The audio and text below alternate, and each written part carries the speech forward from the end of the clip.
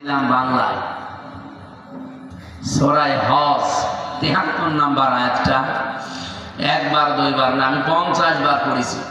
ফ্যানটা একটু ওইদিকে ঘুরে দেন, তো বেশি হলে আবার ঠান্ডা লেগে যাবে। ঠিক আছে, 50 বারের উপরে এটা পড়লাম আর বারবার ভাবলাম যে এতদিন কি করতাম, কারণ কোরআনে কারিমে চম্বকের মতো আপনি যদি সত্যি মন থেকে এর কাছে আসেন না, আপনাকে হেদায়েত দেবে, কিন্তু আপনার মন থাকা লাগবে। আমার কথা বুঝতেছে? পৃথিবীতে একটা খাবার আছে,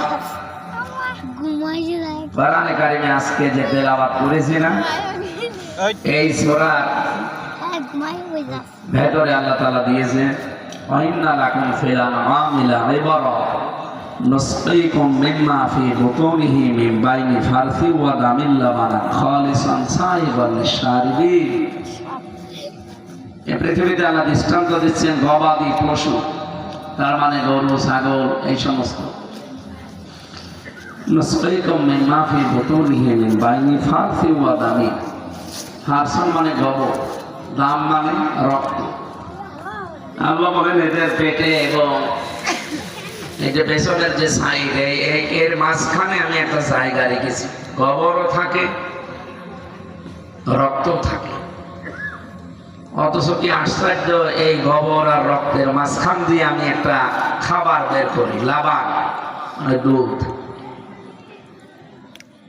এটা এমন স্বচ্ছ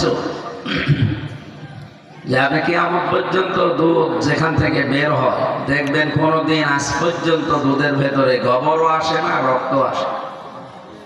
এসেছে আসে, অথচ এর মাঝখান দিয়ে আল্লাহ এটা বের করে দেন।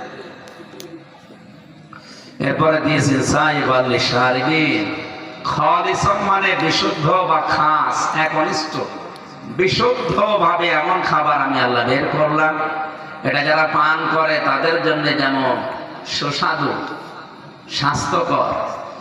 এই লাবানের ব্যাখ্যা করতে গিয়ে মুফাসসিরিন ইকরাম লিখেছেন পৃথিবীতে একটাই খাবার আছে, দুধ, যেটা খেলে আপনার ক্ষুধাও মিটবে পিপাসাও মিটবে।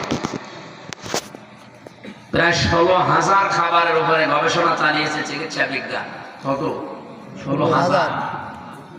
পৃথিবীর কোন খাবার খেলে আপনার পিপাসাও মিটবে ক্ষুধাও মিটবে এমন খাবার পৃথিবীতে তারা পায়।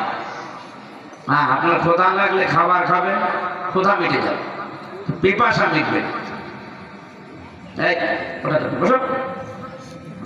আমার ওয়াজে রেখে চলে যাস।